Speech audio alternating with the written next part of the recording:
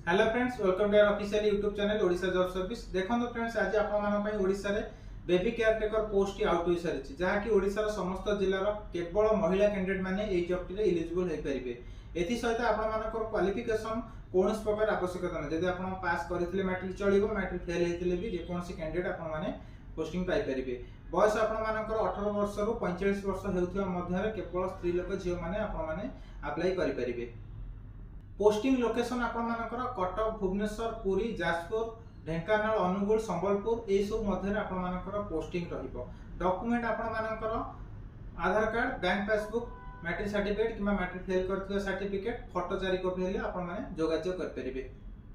एथि सहित आपण मानकर प्रत्येक मासर सैलरी 7500 रु 8500 मध्ये आपण माने पाई परिबे। ता सहित आपण मानक पई रहिबा पई फ्री ऑफ कॉस्ट घर एवं खाइबा पई फ्री ऑफ कॉस्ट रो फूडिंग रो सुविधा मध्ये करा जायछि। जदि आपण मानक मध्ये केही भी ए जॉब टी पई इंटरेस्टेड थेबे तबे दिया जायतिका officially address Rasulgarh, Bhubaneswar, near उर्मियोटेल, प्लॉट नंबर 222 रे आपण माने सीधा सळक जोगाजोग कर परिबे। जदि किछि अधिक आपण माने जानिबा को चाहउछंती तबे दिया जायतिका ऑफिशियली कांटेक्ट नंबर रे सीधा सळक जोगाजोग कर परिबे।